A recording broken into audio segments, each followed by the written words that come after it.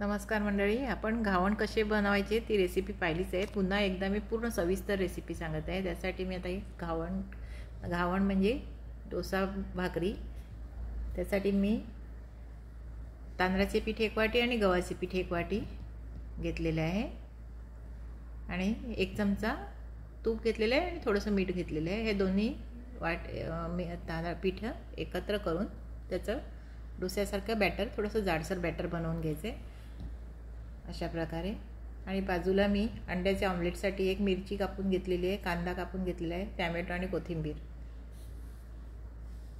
बघा अशा प्रकारे हे सगळं मिक्स करून घ्यायचं आहे आणि त्याच्यात पाणी घालून सारखं असं अशा प्रकारे जाडसर असं बॅटर बनवून घ्यायचं आहे. आणि त्याचे डोस्यासारखे नाही पण थोडेसे जाडसर असे घावण बनवून घ्यायचे, डोसा भाकरी बनवून घ्यायचे. आम्ही याला भाकरी म्हणतात. आता त्यासाठी मी ॲल्युमिनियमचा तवा गरम करत ठेवलेला आहे.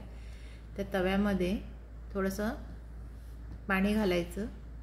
तवा गरम झाले की नाही पाहायला. बघा ते आता मी पाणी घालून घेते तव्यावर. ते पाणी घातल्यानंतर असं व्यवस्थित असं पसरलं पाहिजे, पाणी असं निघून गेलं पाहिजे की समजायचं की तवा गरम आहे. आता आपण थोडासा गॅस मीडियम करून त्यावर ह्या घावण भाकऱ्या घालून घेऊया. अशा हाताने व्यवस्थित अशा गोल फिरवून घ्यायचे आहे. अशा प्रकारे व्यवस्थित फिरवून आणि त्याचं एक्स्ट्राचं पीठ काढून घ्यायचं आहे. पाणी लावून असं थोडंसं काढून घ्यायचं आहे आणि झाकून ठेवायचे असं. आणि आता झाकण काढून दुसरी बाजूही त्याची पलटून घ्यायची आहे. जास्त वेळ झाकण ठेवायचं नाही, अगदी 10 ते 15 सेकंद असं झाकण ठेवून काढून घ्यायची. आता आपण कांदा बटाट्याची भाजी बनवायला घेऊया त्याच्यासोबत खाण्यासाठी. त्यासाठी मी कढईमध्ये तेल घेतलेलं आहे. आता कांदा घालून घेते. 1 कांदा कापून घेतलेला आहे, मोठा कांदा. 2 कांदे कापून घेतलेले आहेत. त्यामध्ये मी आता थोडंसं कांदा परतून घेते आणि त्यामध्ये थोडंसं मीठ घालून घेते. चवीपुरता मीठ घालून घेते आणि मीठ घालून व्यवस्थित असं परतून घेते. ह्या भाकरीसोबत कांद्याची आणि बटाट्याची भाजी खातात. आता त्याच्यामध्ये हळद घालून घेतली अर्धा चमचा आणि 1 चमचा लाल तिखट घालून घेतलं. अगदी सिंपल आणि सोपी भाजी परतून घेतली. आता ह्यामध्ये आता बटाटा घालून घ्यायचा आहे. 1 बटाटा घेतलेला आहे, बारीक फोडी करून घेतलेला आहे, तो घालून घ्यायचा आहे. आता बघा अशा प्रकारे बटाटा घालून घेतला आणि आता ते मिक्स करून घ्यायचं आहे. आधी दुसरं काही घालायचं नाही. आता त्याला थोड्या वेळ झाकण लावून 5 ते 7 मिनटं शिजत ठेवायचं आहे.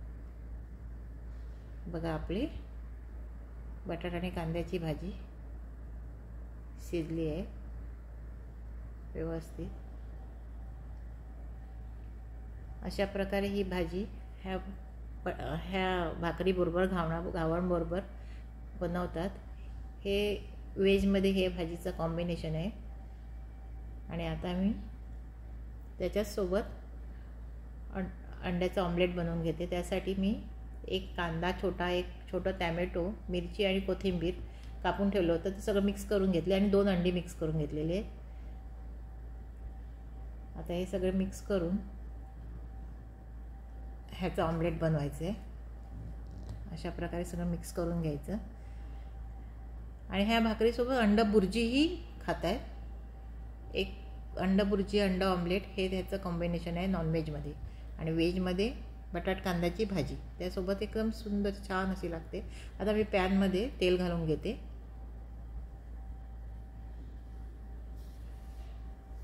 तेल गरम झालं. आता मी त्याच्यावर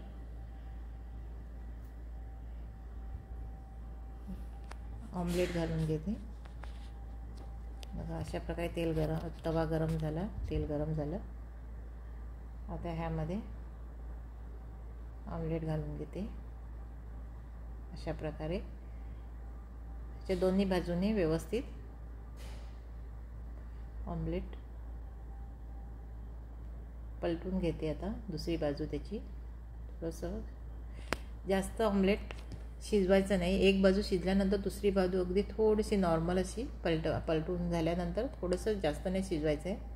एक साईडला थोडं कच्चं असं हाफ फ्राय असं ठेवायचं आहे. बघा अशा प्रकारे मी पलटून घेतलं आणि ऑमलेट आपलं रेडी आहे.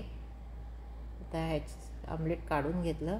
तर एका प्लेटमध्ये भाकरी, कांदा बटाट्याची भाजी, ऑमलेट आणि चहा असं हे ह्याचं कॉम्बिनेशन आहे. अशा प्रकारे तुम्हीही बनवा आणि मला कसं झालं ते कमेंट्समध्ये सांगा. धन्यवाद.